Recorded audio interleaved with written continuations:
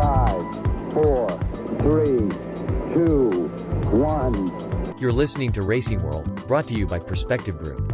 It's your motorsport podcast show in conjunction with Race Control Magazine.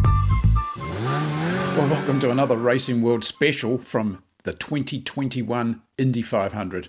Another amazing day at the Speedway. Certainly was. Bump day and pole day combined, Fast 9, and then that back row shootout, which we'll deal with a little bit later on because it had plenty of its own drama. But man of the moment, without a doubt, Kiwi Scott Dixon. Just phenomenal performance. He was the first car out on track yesterday for qualifying, and he was the last car out today, and both times topped the timesheets. So just absolutely amazing performance from Dixon and all of the Ganassi crew. Kiwi crew chief Blair Julian there. There's plenty of guys behind the scenes that are just making that whole thing work, and Ganassis are doing it better than anyone at the moment. But long way to go. The race is now a week away. We know the field, which again we'll review a little later on. But first of all, just looking at Dixon, because once again, I've got to put the old glasses on here. Sorry about this.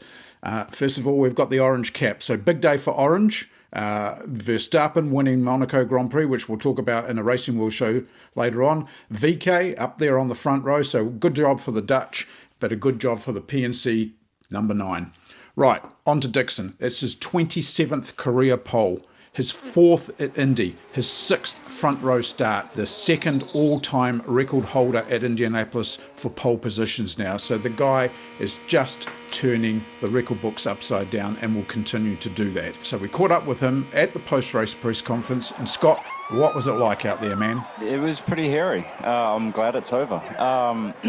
Yeah, it was definitely, it's pretty tense. When I saw the first few cars run, it was pretty calm, and then saw the ECR cars run, I was like, wow, that's pretty strong. Wasn't expecting that, and then was able to watch Colton's 4 laps too, and I wish I hadn't before I went out, because that was I knew his consistency was probably going to be a tick better than the other two, and it sure was. So yeah, for our car, you're kind of just guessing. I think I could see the mechanics working on the car as we rolled through, adjusting the wings. I asked them not to tell me, but I knew it was only going one way, and that was, trimming out more. So I knew it was, they were going to be pretty aggressive, because we had already started pretty aggressive. So yeah, turn 1 for the first lap was very loose, and I was already maxed out on all the controls, so I knew it was just going to be holding on for lap 3 and 4, and lap 4 was definitely pretty rough, especially through turn 3. So I don't know, we did it just, I think, 3/1000ths or some crazy number. 6 feet, I believe, is what we're going with. Over 10 miles. So that's, I don't know, just happy for the team, the amount of effort that this team puts in. It started after the Indianapolis 500 last year to work on the pole cars, and huge credit to them, because we had 4 Ganassi cars in the Fast 9, and any team would dream of having that that situation. So just so thankful to everybody that's worked hard in the off season. Well, Scott, it's been a little bit of a drought between pole positions. You're averaging a win per season, but a little bit since you've had this last pole position, but what a place to get it. The last one was here 3 years ago, or was it longer? Yeah, 3 years ago. 4 years ago. 4 years wow, ago. Thanks, David. So yeah, it's been a little while, but as we all know, it doesn't really matter where you start. It's where you finish, and that's going to be the focus now. Obviously we're starting in a great position. For us, it was really the goal to get into the Fast 9 with the team, and they did that. But yeah, winning a pole at the Indianapolis 500 is one of the toughest things to do. And from a team standpoint, of just how much work and effort goes into building these cars specifically for that, pole run. It's a lot of money and a lot of effort that it takes. And we've been on either side of it. We've had them before, but we've, I've also started, well in the pack too, where you can't figure out why you're in that position. So definitely feels good for the team. I know the team's going to be proud of what we achieved today, but again, it's just the starting position. We've got to work on the race. Scott, just a quick question for you. It came up, and I was listening to Davey Hamilton on the radio broadcast actually, and he mentioned Elio's run and hitting the rev limiter. How critical then, with what the wind's doing and everything, is the selection on your gear set before you go out? You're obviously locked into it. Yeah, it's one of the more difficult things, right? Because you got to get it right for the corners and then also the front straight and the back straight. And today actually there was quite a big spread. When I first got into top gear on taking the green, and I think I got to the start finish line and I was already in the limiter, and I was like, well, that's a good sign, because I knew it was the same gear as yesterday. and we didn't have that much limiter. But then when we got to the back, it didn't pull as fast, so you know automatically that it's a wind direction change. So yeah, you're changing one gear, which can be, I don't even know, it's like silly amounts, 100 RPM here and there.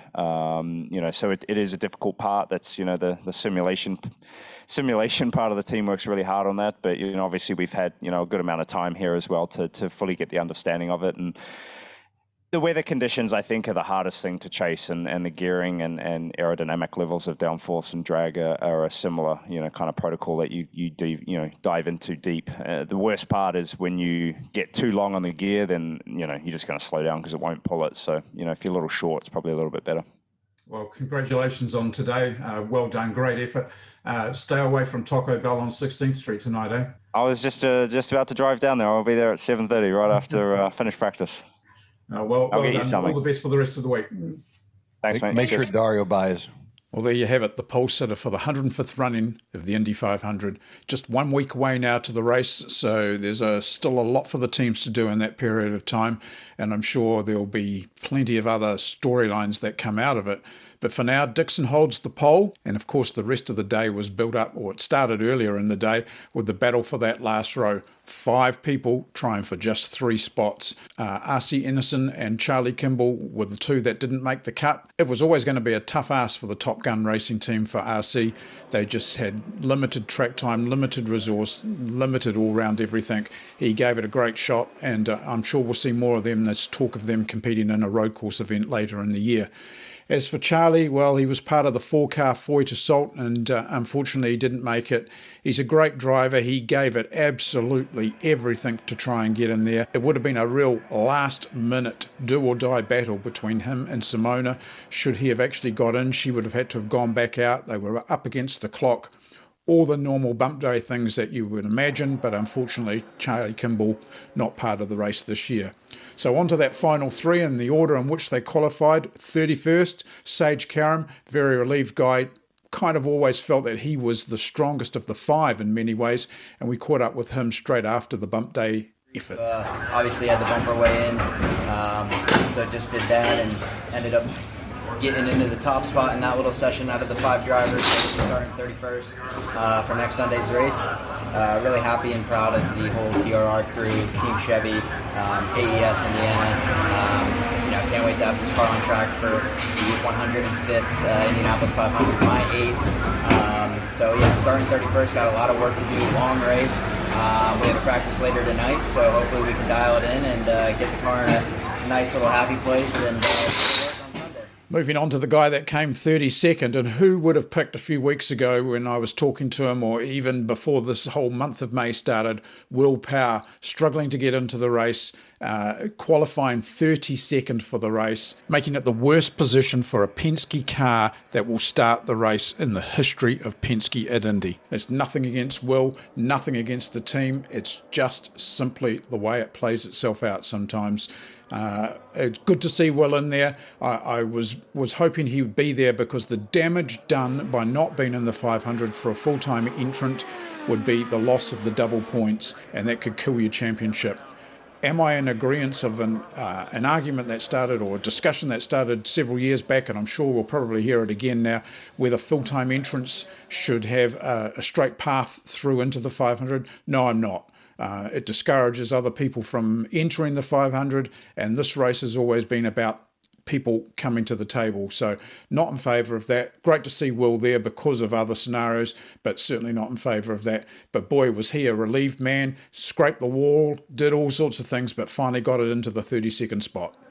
As I'm going out towards the wall, I know I can't lift. I'm sure there's a few little shaky throttle, nervous lifts as I hit the wall, but man, that's this place throws everything at you. It can just surprise you because the car was very comfortable yesterday, and today it was just on the nose and loose. So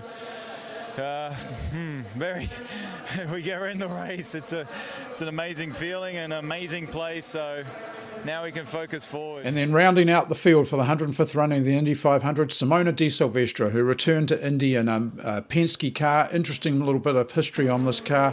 It is the tub that Junkos Racing used only a couple of years ago for Kyle Kaiser, which was the tub that actually out-qualified Fernando Alonso that day, and I remember standing there when it happened, and the crowd went crazy. So that car's certainly got a bit of history around it and around the last row as well. But Simona, very, very relieved to get in the show. It was definitely hard qualifying like yesterday and today, but I think I had really faith in the team, and everyone worked so hard. So I think I haven't put more pressure on me just to get it done, because everyone put so much work into it, and super happy to be in. Sorry for Charlie that we kind of bumped him out, but hopefully next time we won't have such a nerve-wracking moment for sure.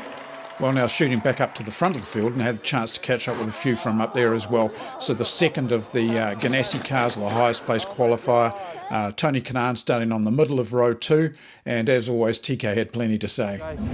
Thank you very much for the beautiful car. It's a fast car, and watch us next week. We're going to put that 48 American Legion car even more to the front. Then another dark horse man in this race, and it's just one that you can't remotely rule out because you just don't know. He's got plenty behind him, that's for sure. Elio Castroneves, middle of row 3, great effort from the Shank Racing team. That's probably the only thing that's got me thinking how they're going to get through with pit stops and all the pieces that play out within the race. As for Elio, well, we know he can win it. He's won it 3 times before, would make history if he was to become number 4. And Elio, he's always a fan favourite as well. Hey everyone, what a great effort. Auto Nation Series XM car, I'm just kind of like soaking a little bit because we did everything you can. It's the first time MSR Maya Shank Racing is in the Fast 9. Proud to be representing them, and we got some work to do for sure, but our goal is to be in the top 9. We achieved that, and we got to dream big, and that's what we're doing right now. So we continue working together. I think this is a great it's a great partnership with everyone. Everybody's excited, and I think when you have that, we just got to keep focused, working together, and be there in the end. Then the final driver making out the Fast 9, Marcus Ericsson, another one of the Ganassi cars. Great performance from him. And again, he's starting 9th. Anyone can win this race. Montoya's proven that. You can win from deep in the field. You can win from the front of the field. It's just nice to be up the pointy end when it gets going, that's for sure. And Marcus has put in a great effort across the week, leading into qualifying and everything. And with that Ganassi powerhouse behind him, you would not rule him out. Really good run, clean run. The car felt good. Obviously, the speed is a bit, not good enough, unfortunately. But it was a good effort, and the Husky Chocolate Honda was feeling good out there. So it was good to be part of it. Fast 9. Obviously, wanted a bit better result. Well, there we have it. The field did one more run today for 2 hours. It was a 2-hour session straight after the Fast 9 shootout. The teams that competed in the Fast 9, they were, forced into quite a quick turnaround to get the cars back into the more race spec mode, shall we say. And of course, the engine boost had disappeared by then, back to the normal running. So what we saw was slower speeds. We saw more cars in traffic. We saw Alex Palau top the time sheets. We saw Dixon being very competitive. We saw other people being competitive. Is it a form guide?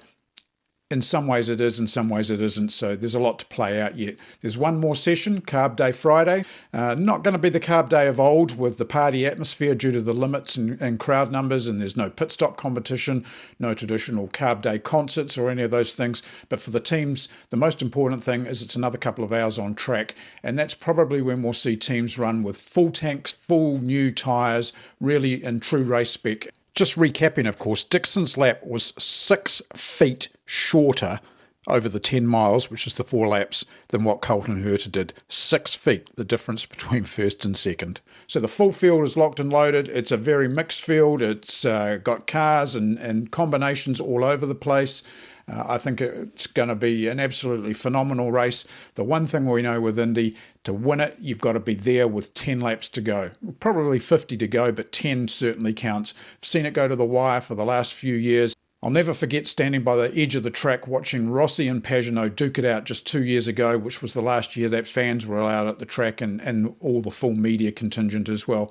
I think that we're going to see a race like that The aero tweaks to the under tray and everything means that the cars will race closer together, and we will see one brilliant race in a week's time. Thanks for watching the podcast. Don't forget, like, share, subscribe. I hope you're enjoying it. There's much more to come. We'll keep you updated with things on the Facebook page. And until then, stay safe out there, be COVID aware, and we'll see you soon on Racing World.